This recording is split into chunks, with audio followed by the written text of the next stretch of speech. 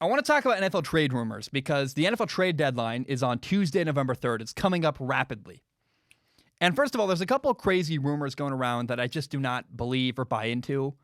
Where there are people that are considering trading. I keep hearing rumors like, we're going to trade the face of our franchise. And I just don't buy that. First of all, so the rumored guys are Matt Ryan, Julio Jones, Matthew Stafford, Stephon Gilmore. I don't buy that any of those guys are going to get traded. I mean, if you trade Stephon Gilmore, the Patriots locker room is going to revolt and be really frustrated and irritated. They love him there. He's a leader there. And they just paid him, so it sends a terrible message to their locker room. If we pay you, then we immediately trade you. You're not going to trade away Julio Jones or Matt Ryan. You'd have so much dead cap on your salary cap you would owe them. Wouldn't make any sense. Now, maybe you trade Matt Ryan or Matthew Stafford in the offseason, but you don't trade them now. But trading them now doesn't benefit you at all, and doesn't really benefit another team either. It'd just be a weird move that wouldn't make any sense. So I don't think Matthew Stafford, Julio Jones, or Matt Ryan or Stephon Gilmore get traded. Maybe the fringe trade that I could see, maybe the conspiracy trade, I go like, I could see that even though I think it won't happen, is Sam Darnold.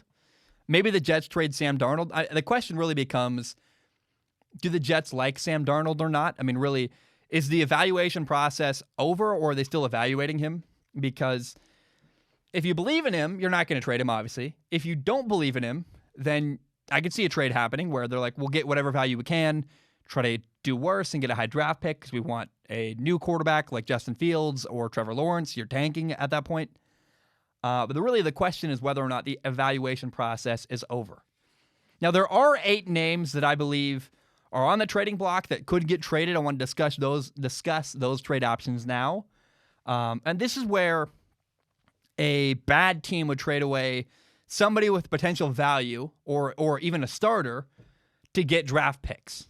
And a good team would trade for one of these players because they want to fill a hole or get a player that helps them get over the top or build for their future. So the first guy almost doesn't fit any of this stuff, actually, is Dwayne Haskins. Dwayne Haskins, the quarterback in Washington, a 2019 first-round pick, 17th overall. He's now been benched. For a couple weeks ago, he got benched. A lot of people say he's immature. You watch him on the sideline, and he's disengaged. He looks totally disinterested in talking about the strategy or what's going on. You see Kyle Allen and Alex Smith on the iPad, and Dwayne Haskins is nowhere near them, not involved. So I don't think Washington wants Dwayne Haskins. Maybe you can get something for him. Now, not a lot, I don't think, but he's a former first-round pick, and somebody might just be like, let's see what talent he has. But I think the talent is some of the problem with Dwayne Haskins. A lot of it, though, is just attitude, and he's checked out and seemed disengaged, and that's a really big problem. I don't think anybody wants a quarterback who's like that. So somebody might trade a low pick for Dwayne Haskins, but you're not getting a lot for him. And I think you only trade him away if you're totally hopeless, that you think he's got no shot of making it happen, because I don't think you're getting a lot of value for Dwayne Haskins if you do trade him away. But what if the Patriots traded for him? How cool would that be? I don't know if that happens, but the one place I'd love to see Dwayne Haskins go is the Patriots, because they're going to say, you're immature, you're not disciplined, shape up or get out of the NFL. You're not going to work here. So that'd be really interesting. Now, one guy I could see Washington trading away, and maybe, I don't know that I would trade him away, but it could happen, is Ryan Kerrigan, their edge rusher, where he's a veteran. And some team, really it makes sense for the team that would trade for Ryan Kerrigan, where Washington says he's a veteran, he's a leader, we love him, but you could get some good trade value for him. And because he's a veteran, he's probably not one of the future players you're building around in the next couple of years. Where a team like Seattle traded for Carlos Dunlap because they needed pass rush. They needed somebody to help them on the edge. Somebody might trade for Ryan Kerrigan because they need a pass rush and want help. They're a team that is trying to make a playoff push and needs help getting over the top. A team like, I think this is I'm trying to think of what's a team that has nobody on the other side. What if the Browns traded for Ryan Kerrigan? I don't think they need him, but Myles Garrett on one side, Ryan Kerrigan on the other, that's terrifying. That'd be horrible. Or if the Rams traded for Ryan Kerrigan and paired him with Aaron Donald, where Aaron Donald's inside and Ryan Kerrigan could just eat coming off the edge. So I don't know that I would trade Ryan Kerrigan away because he's a good leader, he's helping, but you also have a loaded defensive line with so much talent anyway. And I mean, it makes a lot of sense if you're a team like the Rams or the Browns, and you need a pass rusher, want another one. Man, Ryan Kerrigan's a guy out there that I would go snatch up in a second. Now, another name out there that's been thrown around is the Browns tight end David Njoku. He wants a trade, and the Browns do already have Austin Hooper at tight end and this new guy Harrison Bryant. But here's why I would not trade David Njoku. It's because, yeah, you have 2 tight ends. Great. One of them's hurt, Austin Hooper. He has been off and on. And then the other thing is you don't have Odell Beckham Jr. And I think the strength of the Browns right now is using play action and throwing 2 of their tight ends. You're going to see a lot of 2 tight end sets for the Browns in the next couple weeks, in the next couple months. Why lose depth you don't need to lose? You have 3 tight ends. Hey, that's an embarrassment of riches. Heck yeah, you'll love that. Now, people would love to have David Njoku, and he wants to get out of there. He wants more playing time. And a team like, oh my gosh, here's a team that doesn't have almost every team could take David Njoku and be very, very happy with his production and his ability to run routes and do little stuff. But if I'm the Browns, I say, yeah, we don't need him, but he's great to have. He might not be happy, and that might be such a big problem. You got to move him. But if you can have 3 tight ends and you're the Browns offense that runs the ball a ton, you want as much depth at that position as possible. And I really think the Browns, there's no reason to trade David Njoku if you really think you're going to make a playoff push. But also, his contract is up and expiring, so maybe you just get whatever you can for him before he leaves. I mean, that makes sense. He wants out. So I could see it going either way.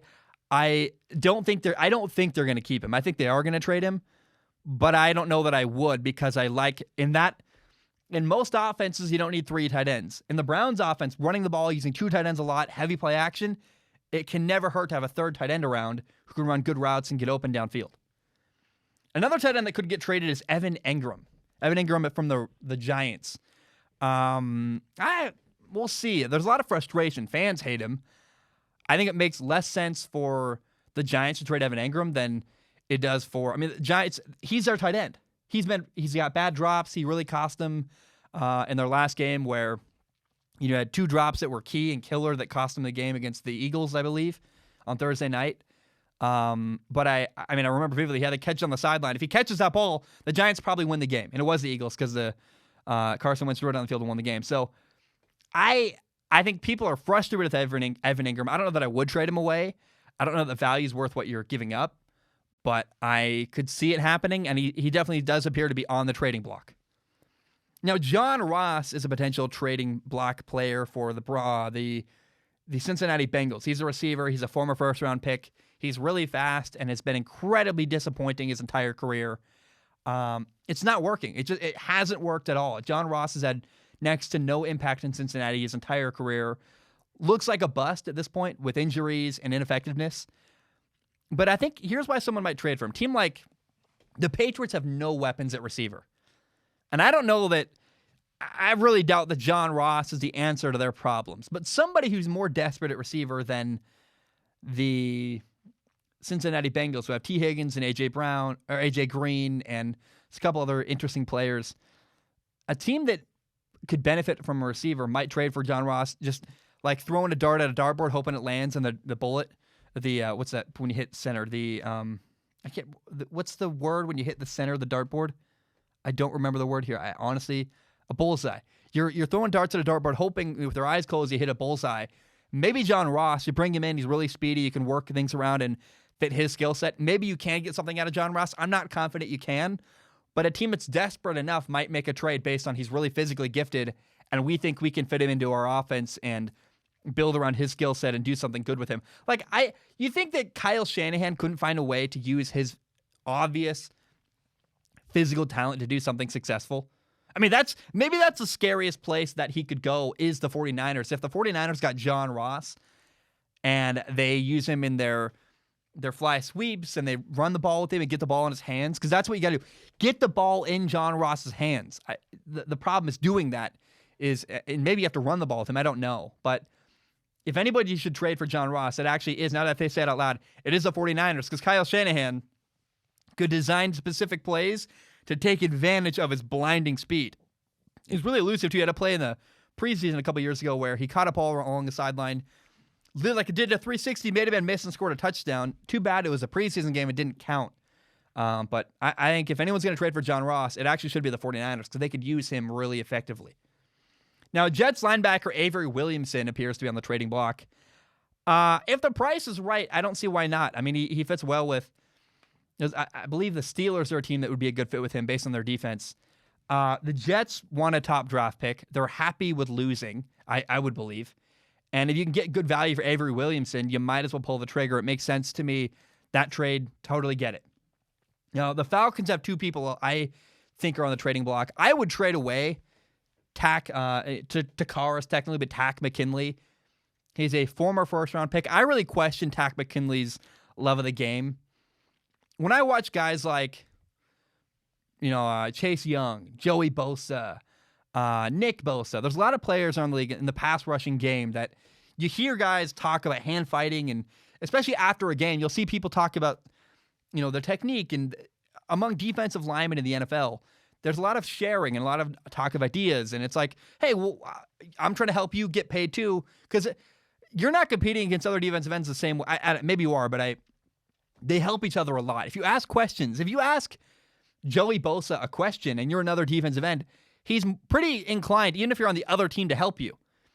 Takk McKinley it seems like, has never ever asked anybody for help with his technique because his technique is awful. He's been really ineffective. He's hurt a lot. His effort is subpar. I would trade away Takk McKinley, and I don't know that anybody wants Takk McKinley. He's a former first-round pick. You might get something for him. Just people, again, some people, really good teams, throw darts at a dartboard hoping to get a bullseye, and maybe you can turn this guy who's really physically gifted into a good pass rusher by teaching him how to play. But Takk McKinley, I don't know, was self-motivated enough to do that because to this point, his technique is problematic. And I don't know why you trading for him would suddenly change his whole mindset. I mean, he's now self-motivated and is going to work hard to change who he is and become a better player. Self-motivation is very important, and I don't know that Takk McKinley has very much of it.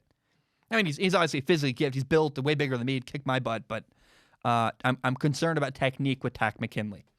Now, the final guy I want to talk about is the Falcons center, Alex Mack.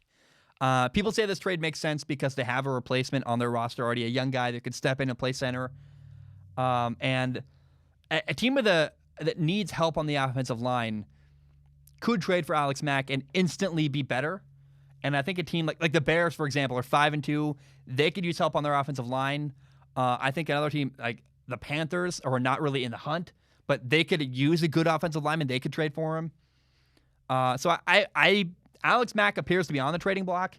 It makes sense because the Falcons fired their head coach. They're 2 and whatever. They're not very good. And they appear to be a team that is getting ready for a rebuild in Atlanta. And then the final thing I want to say about the NFL trade deadline is, I guess maybe pose a question. Are the Cowboys going to trade away anybody?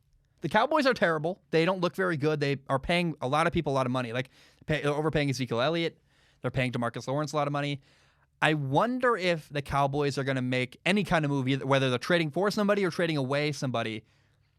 Do the Cowboys make any kind of move with the NFL trade deadline? That's what I'm really curious to find out. Do they trade for a quarterback? Do they trade away a guy they're paying a lot of money and maybe overpaying? Do they make any moves at the trade deadline that's interesting? Because the Cowboys are terrible, and I'm just fascinated with what they can do. Because I look at the Cowboys and go, I kind of am perplexed. I go, I don't know how to solve that problem. It's like a puzzle with a bunch of pieces that you lost, and you're like, you literally can't solve this puzzle even if you had even if every piece in front of you was put together, it still wouldn't have enough pieces. It's just a mess.